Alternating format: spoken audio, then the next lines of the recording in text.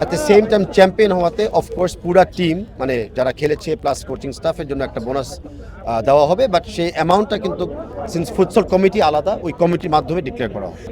তারেক রহমান সাহেব আপনারা জানেন যে উনি বিএনপির প্রতিনিধি হিসাবে ওনার আর আমাদের 31 দফাতে পরিষ্কারভাবে লেখা আছে যে ক্রীড়ার একটা বড় ইনভেস্টমেন্ট জায়গা থাকবে এবং স্কুল পর্যায় থেকে ক্রীড়াটার উপরে একটা অ্যাটেনশন করা হবে।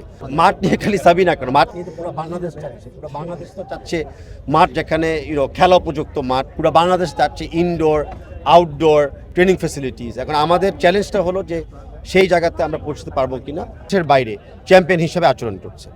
তাদের জন্য কোনো বোনাস থাকছে কিনা আপনাদেরকে জানাতে চাচ্ছি আমি যেই টিমটা ফুটসল খেলতে গিয়েছিল তাদের জন্য সাথে একটা আলাদা কন্ট্রাক্ট ছিল আমাদের। ভবিষ্যৎ হোক নিরাপদ, বিনিয়োগ হোক বিশ্বস্ত, আর আমার পছন্দ সল্ট বে। ওয়েলকাম টু সল্ট বে। ওই কন্ট্রাক্ট অনুযায়ী তারা স্যালারিও পাবে, at the same time champion হওয়াতে অফকোর্স পুরা টিম মানে যারা খেলেছে প্লাস কোচিং স্টাফের জন্য একটা বোনাস দেওয়া হবে, বাট সেই অ্যামাউন্টটা কিন্তু সিন্স ফুটসল কমিটি আলাদা, ওই কমিটির মাধ্যমে ডিক্লেয়ার করা হবে।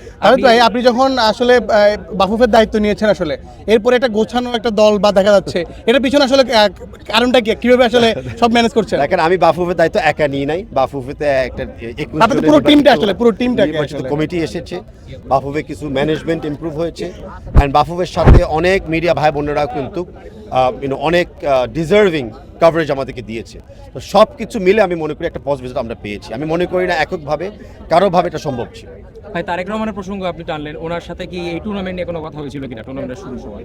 তারেক রহমান সাহেব আপনারা জানেন যে উনি বিএনপির প্রতিনিধি হিসাবে ওনার আর আমাদের 31 দফাতে পরিষ্কারভাবে লেখা আছে যে ক্রীড়ার একটা বড় ইনভেস্টমেন্ট জায়গা থাকবে এবং স্কুল পর্যায় থেকে ক্রীড়াটার উপরে একটা অ্যাটেনশন করা হবে।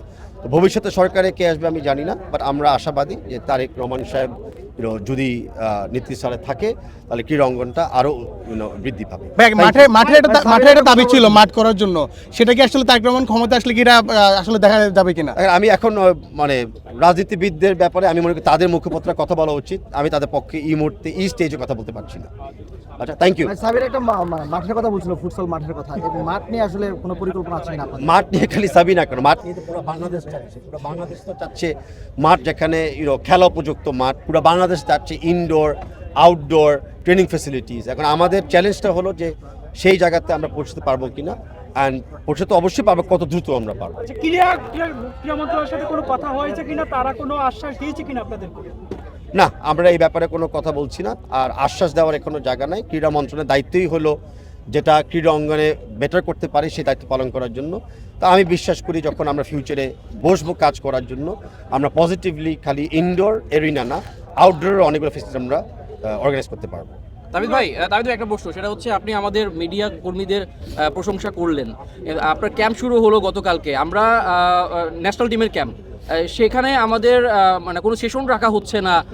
সো এই বিষয়টা কিভাবে আমরা কিন্তু অনেক সময় বঞ্চিত হই, খুব না, ডেফিনেটলি আমরা অনেক সময় কাজ করতে যাই কিছু ওভারলুক করি, অনেক সময় মিডিয়া ভাই বোনেরা কিছু তথ্য থেকে বঞ্চিত হয়, অনেক সময় কেউ for some reason added facilities পেয়ে যায়, ছবি বা ইন্টারভিউর ব্যাপারে অন্যরা পায় না।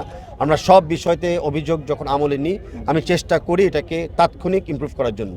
আজকে কিছু তথ্য আপনাদের থেকে আমি পেলাম, সেটা আপনারা দেখবেন যে অতি শিগগিরই আমরা এটাকে অ্যাটেনশন দিব। আর ডেফিনেটলি আমরা পারফেক্ট না, সো মিডিয়া ভাই বোনদের সাথে কীভাবে আমাদের কাজ করতে হবে এটা আলোচনার মাধ্যমে আমরা সবসময় চাই আরও ইমপ্রুভ করতে আমাদের জায়গা থেকে। Thank you.